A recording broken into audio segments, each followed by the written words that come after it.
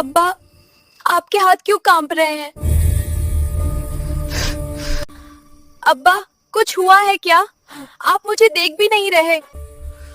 बेटी, मैं तुम्हें हार आया हूँ। क्या? अब्बा, आपने मुझे किसको? अब्बा, आपने मुझे क्यों जुए में हार दिया? अब्बा, आपने मुझे क्यों जुए में हार दिया? मैं कोई चीज हूँ क्या? मैं इंसान नहीं हूँ। आपने एक पल को भी नहीं सोचा मैं किस हाल में रह जाऊंगी। रात के सन्नाटे में अचानक एक लड़की की टूटती हुई आवाज गूंजी। अब्बा, प्लीज मुझे मत देना उनके हाथ में, मैं डरती हूं। उसके आंसू जमीन पर गिरते जा रहे थे और सामने उसके बाप की परछाई, काली, सख्त और पत्थर दिल की तरह खामोश खड़ी थी। आदमी ने धीरे से अपनी गर्दन झुकाई और एक ऐसी बात कही जिसने बेटी की रूह तक हिला दी। मैं 3 दिन की मोहलत ले आया हूं। 3 दिन बाद वो लोग तुम्हें लेने आएंगे और इस बार मैं किसी को मना नहीं कर सकता। बस यहीं से असली कहानी शुरू होती है। गांव के किनारे एक छोटा सा कच्चा घर था।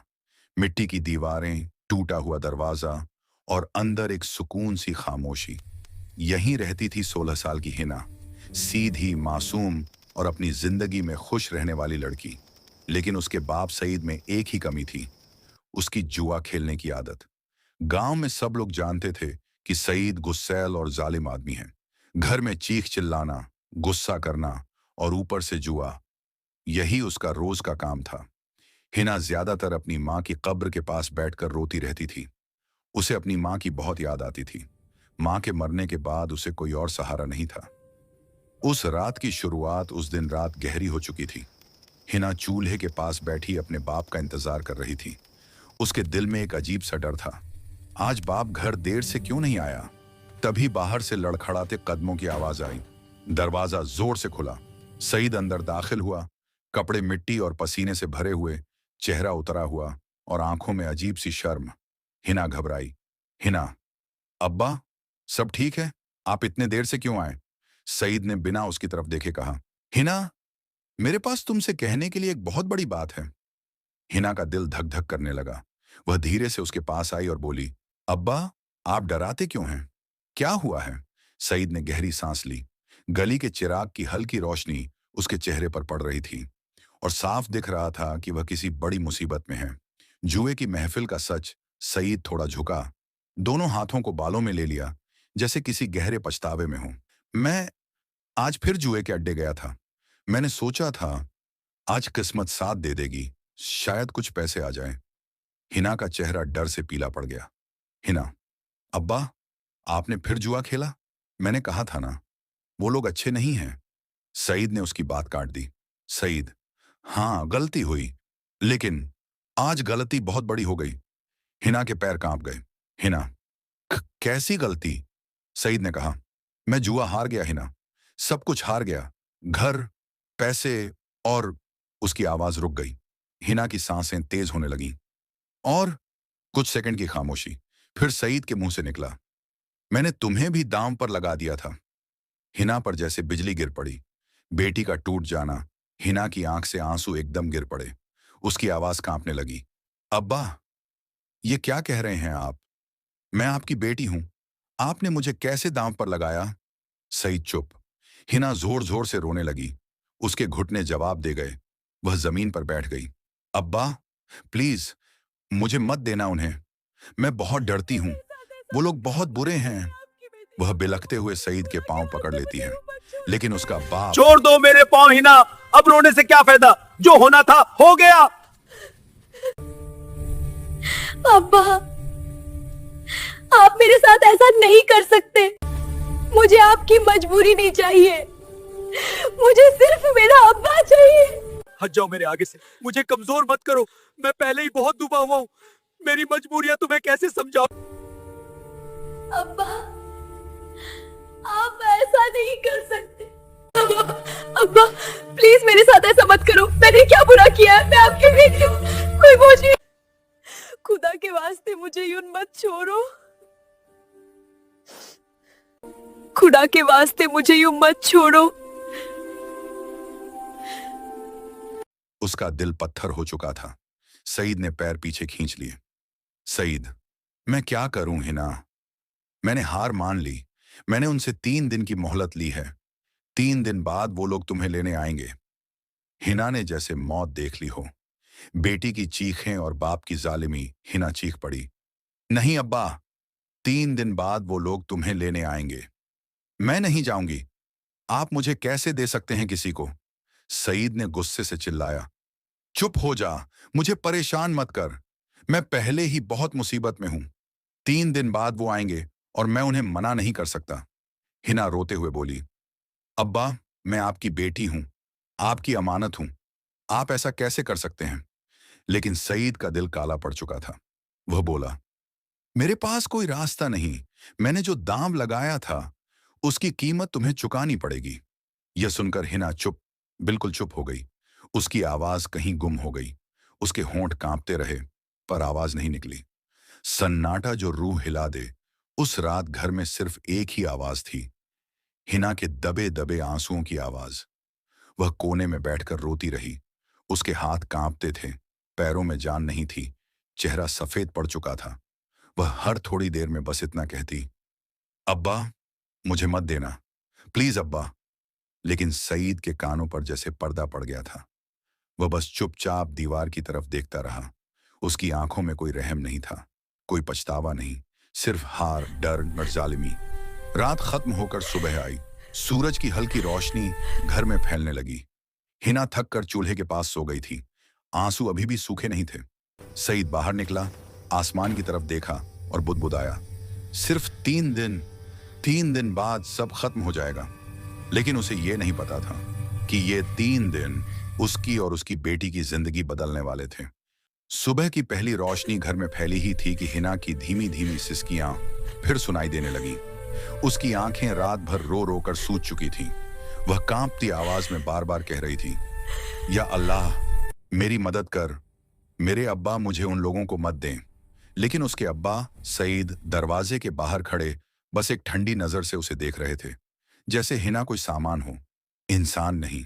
3 दिनों का डर। सईद को सुबह सुबह वो बात याद आई जो जुए वाली महफिल में तय हुई थी, 3 दिन के अंदर लड़की तैयार रखना, हम खुद आकर ले जाएंगे। उन शब्दों की गूंज उसके दिमाग में घूम रही थी। सईद ने खुद से कहा, कुछ नहीं हो सकता अब, मुझे अपना वादा निभाना ही पड़ेगा। लेकिन घर के अंदर हिना की हालत पूरी तरह से बदल चुकी थी। वह एक कोने में बैठी थी। आंसू उसकी ठोड़ी पर गिर रहे थे, हाथ कांप रहे थे, चेहरा सफेद पड़ चुका था। वह बार बार दरवाजे की तरफ देखती, जैसे डर हो कि कोई आकर उसे अभी उठा ले जाएगा। थोड़ी देर बाद वह उठी, धीरे धीरे अपने बाप की तरफ चली। उसकी चाल में डर था, आवाज में थरथराहट। हिना, अब्बा, क्या सच में 3 दिन बाद मुझे ले जाएंगे? सईद ने रूखे लहजे में कहा, हाँ, और तुम इस बारे में रोना बंद कर दो, मैंने वादा कर दिया है। हिना की सांसें रुक गईं। उसने कांपते हुए कहा, अब्बा, मैं आपकी बेटी हूं, मैं कोई दाम नहीं हूं, आप मुझे कैसे दे सकते हैं? लेकिन उसके बाप के चेहरे पर न एक शक्ल बदली, न एक आंसू आया। वह बस बोला, तुम्हें समझना चाहिए था कि दुनिया दया से नहीं चलती। हिना चौंकते हुए, क्या मैं आपकी दया पर भी नहीं हूं? सईद चुप। उसने ना हाँ कही न ना, और यह खामोशी हिना के दिल में किसी चाकू से कम नहीं थी। हिना रोते रोते घर से बाहर निकल गई, सीधे उस छोटी सी जगह पर पहुंची जहां उसकी मां की कच्ची कब्र बनी हुई थी। मां के नाम की मिट्टी पहली ही बारिश में धुल चुकी थी, लेकिन हिना रोज यहां बैठती थी, अपने सारे राज शेयर करने। आज वह अपनी मां की कब्र से लिपट गई और फूट फूट कर रो पड़ी। अम्मी, देखो ना, अब्बा मुझे बेच देंगे, मैं किसी के साथ नहीं जाना चाहती अम्मी। उसकी आवाज टूट रही थी, हवा तक सन्न रह गई थी। वह मिट्टी पर सर रखकर सिसकती रही, अम्मी, अगर आप होती तो मुझे बचा लेती। उसके आंसू मिट्टी में गुम हो गए। उसी वक्त 2 औरतें वहां से गुजर रही थीं। उन्होंने हिना को इस तरह रोते देखा तो रुक गईं। एक ने कहा, अरे हिना, क्या हुआ बेटी? हिना ने आंसू पोंछे, लेकिन कुछ बोल ना पाई। दूसरी औरत ने त्याजोल सांस भरी, ये सब सईद की वजह से हुआ है। उस आदमी की जुआ खेलने की आदत एक दिन उसके घर को तबाह करके ही रहेगी। पहली औरत ने कहा, क्या उसने फिर? दूसरी औरत ने सिर हिलाया, हाँ, पूरे गांव में खबर फैली हुई है। सईद ने इस बार अपनी ही बेटी को दांव पर लगा दिया। हिना के कानों में यह बात तीर की तरह लगी। उसने शर्म से अपना चेहरा छुपा लिया। पहली औरत ने कहा, बेटी तुम घबराओ मत, अल्लाह सब देख रहा है। जालिम का अंजाम कभी अच्छा नहीं होता। लेकिन हिना की आंखों में बस एक ही डर था, 3 दिन बाद वो लोग आएंगे। सईद का अंदरूनी डर जो वह दिखाता नहीं था। घर लौटकर सईद अकेला बैठ गया। वह बाहर से जितना सख्त दिखता था, अंदर से उतना ही टूटा हुआ। उसकी सांस भारी थी। अंदर डर था कि कहीं वो लोग उससे भयानक बदला न लें। पर एक बात साफ थी, उसने बेटी की नहीं, अपने डर की खातिर फैसला किया था। उसने खुद से कहा, अगर मैं उन्हें मना कर दूं तो वो मुझे जिंदा नहीं छोड़ेंगे। लेकिन फिर भी उसके दिल में एक नुकीला सा दर्द चुभा। हिना तो मेरी बेटी है, लेकिन मैं क्या करूं? वह खुद को सही साबित करने की निरर्थक कोशिश कर रहा था। लेकिन दिल जानता था वह जालिम बन चुका है। रात होने लगी। घर में अंधेरा फैल गया। हिना अपने कमरे के एक कोने में बैठी हाथ उठाकर दुआ करने लगी। उसकी आवाज कांप रही थी, या अल्लाह, आप ही मेरी मदद कर सकते हैं। मैं बहुत कमजोर हूं, बहुत अकेली हूं, मेरी हिफाजत कीजिए। उसके आंसू रुक नहीं रहे थे। या अल्लाह, मेरे अब्बा के दिल को बदल दीजिए, उनके अंदर रहम डाल दीजिए, मुझे उन लोगों से बचा लीजिए। उसके शब्द इतने सच्चे थे कि ऐसा लग रहा था जैसे खुद आसमान भी उसकी बात सुन रहा है। पहला दिन गुजर गया, रात गुजर गई। पहला दिन पूरा हो चुका था। अब 2 दिन बचे थे। सईद ने हिना को एक नजर देखा और कहा, तैयार रहना। हिना डर गई, लेकिन उसने कुछ नहीं कहा। वह जानती थी कि उसके अब्बा की आंखों में आज भी वही जालिमी चमक रही है। एक अजनबी की नजर जो आगे कहानी बदलेगी। शाम को हिना कुएं से पानी भरने गई। गांव बिल्कुल शांत था। शाम की हवा चल रही थी। अचानक किसी ने दूर से उसे देखा। एक आदमी, चेहरा आधा दुपट्टे से ढका हुआ, आंखों में गुस्सा भी था और रहम भी। उसने धीमी आवाज में कहा, यह वही लड़की है जिसे दाम पर लगाया गया है। वह व्यक्ति कौन था? क्यों उसे हिना का दर्द पता था? रात में हिना सो नहीं पा रही थी। वह बार बार जाग जाती, डर के साए से कांपती। अचानक दरवाजा हुआ। खड़ खड़। हिना डर गई। कौन? आवाज आई, दरवाजा खोलो, बात करनी है। यह सईद की आवाज नहीं थी, न ही गांव की किसी औरत की। तो फिर रात के इस वक्त हिना के दरवाजे पर कौन आया था? रात का अंधेरा गहरा चुका था। घर के बाहर बस हवा की सरसराहट थी। अचानक खड़खड़। हिना का दिल जोर से धड़का। वह डर के मारे दीवार से चिपक गई। बाहर से एक धीमी भारी आवाज आई, डरो मत, दरवाजा खोलो, मैं मदद करने आया हूं। हिना कांप गई। उसकी सांसें तेज होने लगी। आधी दुनिया सो चुकी थी, लेकिन हिना की जिंदगी का असली इम्तिहान अभी शुरू हुआ था। दरवाजे के पीछे कौन था? हिना ने डरते हुए दरवाजे की तरफ कदम बढ़ाए। उसके पैर कांप रहे थे, हाथ पसीने से भीगे थे। उसने धीरे से पूछा, कौन है? दरवाजे पर? आवाज फिर आई, मैं तुम्हारी माँ का रिश्तेदार हूं। हिना चौंक गई। उसने कभी माँ के किसी रिश्तेदार को आते नहीं देखा था।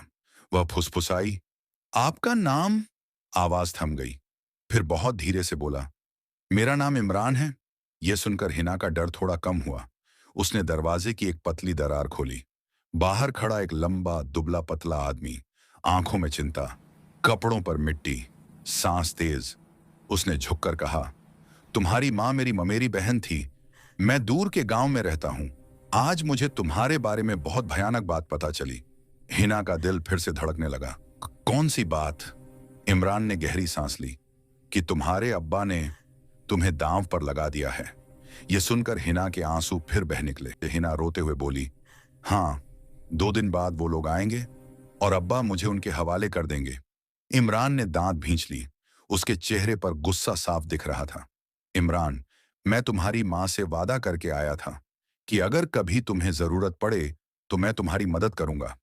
हिना ने अपना चेहरा थोड़ा ऊपर उठाया। क्या आप सच में मेरी मदद कर सकते हैं? इमरान ने तुरंत कहा, हाँ, लेकिन इसके लिए तुम्हें मेरी बात सुननी होगी। हिना घबराई। कौन सी बात? इमरान ने थोड़ा झुककर कहा, तुम इस घर से निकलो, मेरे साथ चलो, मैं तुम्हें एक सुरक्षित जगह ले जाऊंगा। हिना हैरान रह गई। घर छोड़ दूं? लेकिन अब्बा? इमरान की आवाज सख्त लेकिन दयालु थी। तुम्हारा अब्बा तुम्हें बचाना नहीं चाहता, वह खुद तुम्हें उन लोगों को बेच देगा। अब तुम्हें खुद को बचाना होगा, हिना ने कांपते हुए कहा। लेकिन रात के इस वक्त मैं कहां जाऊं? इमरान ने कहा। मैं पास के दरगाह में रह रहा हूं, वहां कई लोग रहते हैं, कोई तुम्हें छू भी नहीं सकता। हिना ने सिर झुकाया। वह दुविधा में थी, भागे या रुके। शरीर कांप रहा था, आंसू लगातार बह रहे थे। हिना, मैं डर रही हूं, बहुत डर रही हूं। इमरान ने धीरे से कहा। डरना बंद करो बेटा। जो बच्ची अपनी मां की कब्र पर रोकर मदद मांगती है, अल्लाह उसकी दुआ कभी खाली नहीं लौटाता। यह शब्द सुनकर हिना रो पड़ी। वह बोली, लेकिन अगर अब्बा को पता चल गया कि मैं भाग गई हूं? इमरान ने कहा, तुम्हारे अब्बा तुम्हें रोक ही नहीं पाएंगे। तुम्हारी जिंदगी उनके फैसलों में बंध कर नहीं रह सकती। उसी समय घर के अंदर सईद गहरी नींद में सो रहा था, लेकिन उसके मासूम चेहरे पर नहीं बल्कि शराब और जुए की थकान का बोझ था। तकिए के पास ही एक पर्ची रखी थी, उस पर लिखा था, 3 दिन बाद रात को हम लड़की लेने आएंगे। यह देखकर साफ पता चलता था कि वह आदमी बिल्कुल नहीं बदलेगा। हिना ने अपने सोते हुए बाप को देखा और उसके दिल में दर्द उठा। अम्मी के मरने के बाद मैं ही उसका सब कुछ थी और उसने मुझे भी बेच दिया। उसके आंसू फिर बह निकले। इमरान ने धीमी आवाज में कहा, हिना, जल्दी करो। सुबह होते ही वो लोग खबर फैला देंगे कि तुम दाम की लड़की हो, फिर पूरी दुनिया तुम्हारा मजाक बनाएगी। हिना ने दिल पर हाथ रखा। वह कांपते हुए बोली, अगर मैं चली गई तो अब्बा अकेले रह जाएंगे। इमरान ने सख्त आवाज में कहा, जो बाप अपनी बेटी की हिफाजत नहीं करता वह अकेला ही रहने के लायक है। हिना ने आंसू पोंछे। कुछ सोचकर उसने आहिस्ता से कहा, मैं आपके साथ चलूंगी। इमरान ने सर हिलाया। चलो, अल्लाह के भरोसे। हिना ने चुपचाप अपने छोटे छोटे सामान की एक पोटली बांधी।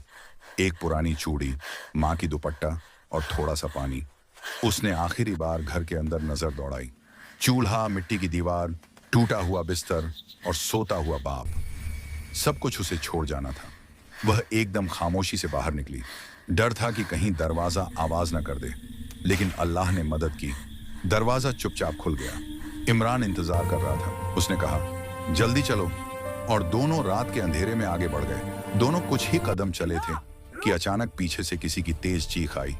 हिना, कहां जा रही हो?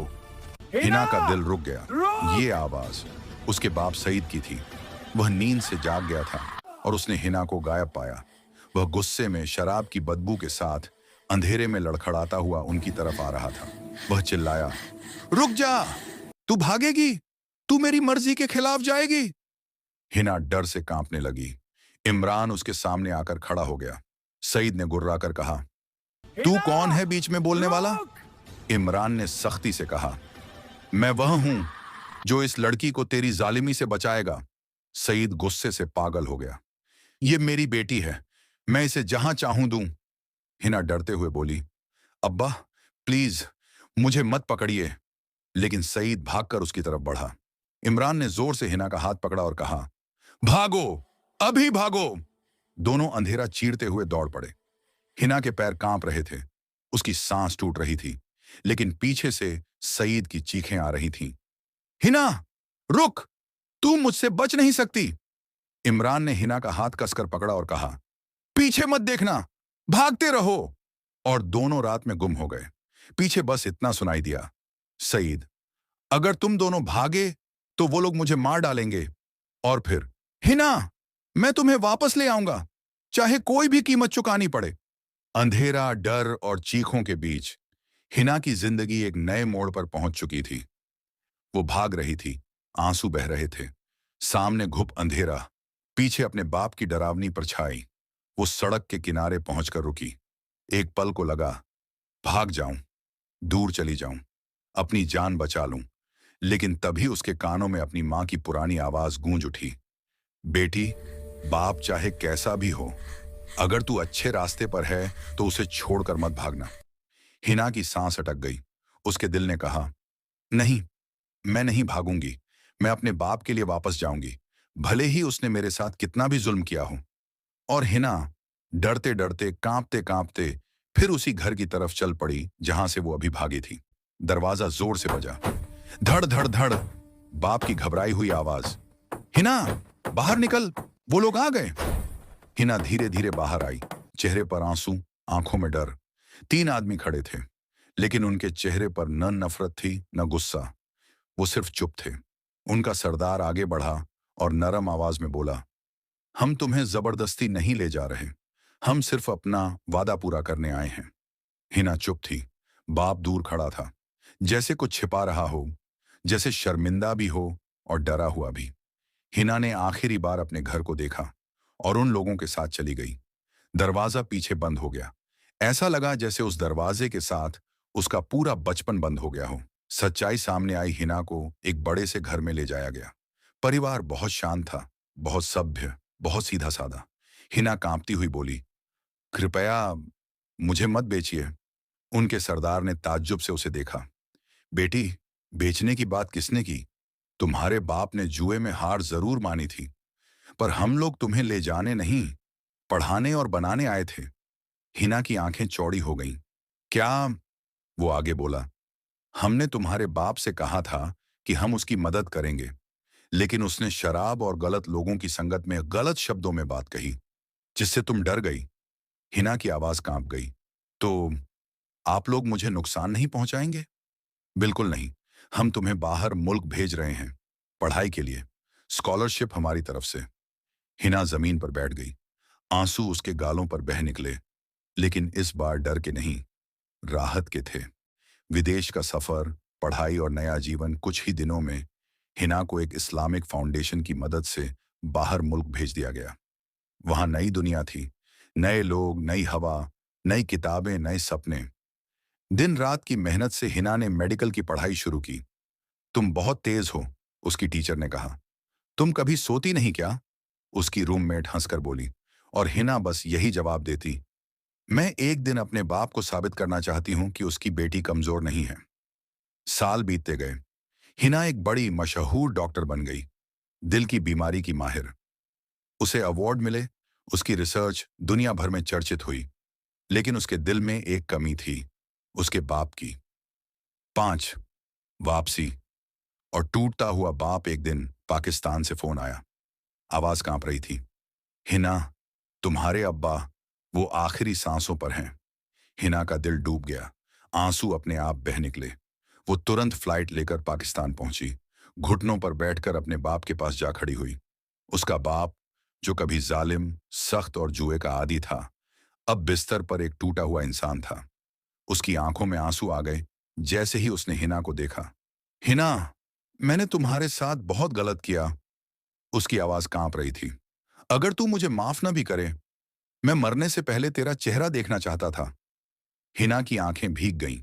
उसने अपने बाप का हाथ पकड़ा और धीरे से कहा, अब्बा, आपने बहुत गलती की, लेकिन मैं आपकी बेटी हूं।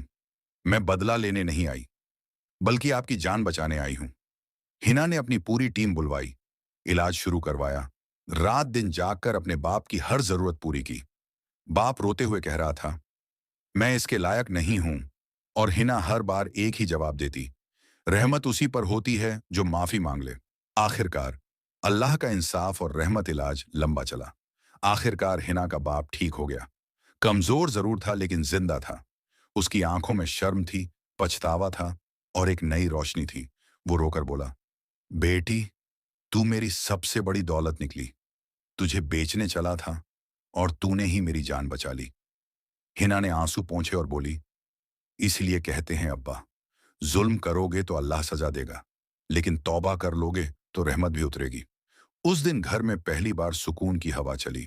कहानी का सबक, जो बाप जुए में बेटी को दांव पर लगा देता है, वो एक दिन अपनी ही बेटी के रहम पर जिंदा बचता है, और जो बेटी जुल्म के बावजूद माफ कर दे, वो अल्लाह की सबसे प्यारी बंदी बन जाती है। मेरे प्यारे भाइयों और बहनों, अगर इस कहानी ने आपके दिल को छुआ हो, अगर इसमें आपको कोई सबक मिला हो, तो जाते जाते एक छोटी सी नेकी कर दीजिए। इस वीडियो को लाइक कर दीजिए, क्योंकि अच्छाई को लाइक करना भी एक नेकी है। वीडियो को शेयर कर दीजिए, शायद आपके एक शेयर करने से किसी का दिल बदल जाए, किसी का घर संवर जाए, या किसी की जिंदगी ही बदल जाए।